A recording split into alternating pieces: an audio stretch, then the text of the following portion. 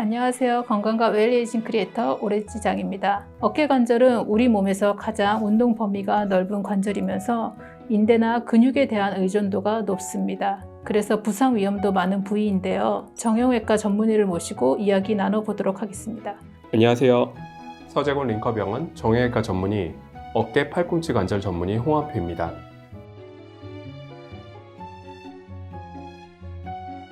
안녕하세요, 원장님. 저는 53세 어깨 통증 환자입니다.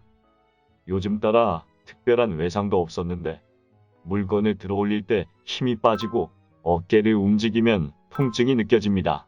회전근개라 함은 우선 어깨 주변을 둘러싸고 있는 4개의 대표적인 힘줄을 말하고 있습니다. 이 힘줄은 각각의 근육과 연결되어 어깨를 움직이는데 보조적인 역할을 하게 되는데, 팔을 위로 들 때 극상근건이라는 힘줄이 끊어질 때 우리는 흔히 회전근개 파열이라고 불리고 있습니다. 원인이 뭐가 있을까요? 회전근개 파열의 대부분 환자들은 퇴행성 변화로 인해서 힘줄이 얇아지면서 끊어지게 됩니다. 힘줄의 변성 때문에 끊어지는 경우도 있지만, 그 위에 견봉단이란 뼈에서 자라난 골극으로 인해서 파열되는 경우도 있고, 갑작스러운 동작이나 충격으로 인해서 외상성 파열이 일어나기도 합니다. 특히 손을 위로 이렇게 올리고 많은 작업들을 하는 분들일수록 이 회전근개 파열이 생길 가능성이 더 높게 됩니다. 레저 분야에서는 회전근개 파열이 일어나는 운동이 있을까요? 회전근개 파열을 일으키는 레저 중에 하나는 대표적으로 수영이 있을 수 있습니다. 자유형 동작이나 접영 동작 등이 견봉단과 회전근개의 극상근건이 부딪히게 되는 현상이 발생되는데, 회전근개 파열을 일으키게 됩니다.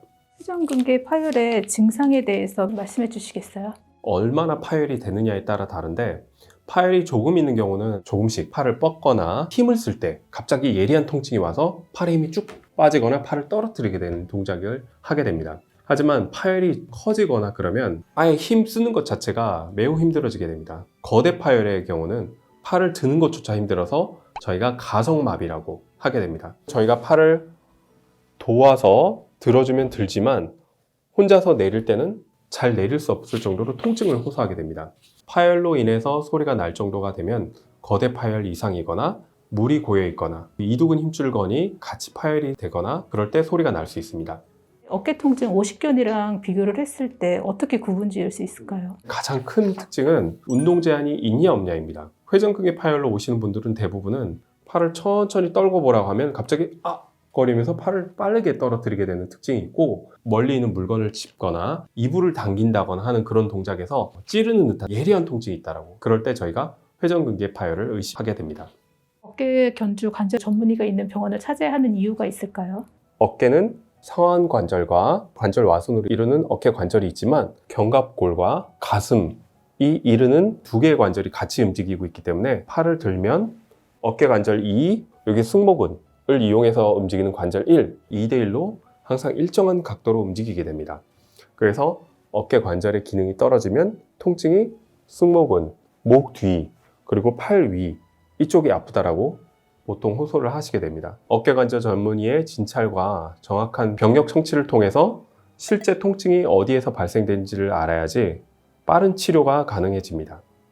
회전근개 파열은 꼭 수술을 해야 하는 질병인가요? 전층 파열이 아닐 경우에는 증식 치료나 주사 치료, 운동 치료 등으로 증상을 완화시킬 수 있습니다. 파열이 전층 파열로 진행이 되고 파열의 크기가 중간 이상일 경우는 수술적 치료밖에 없습니다.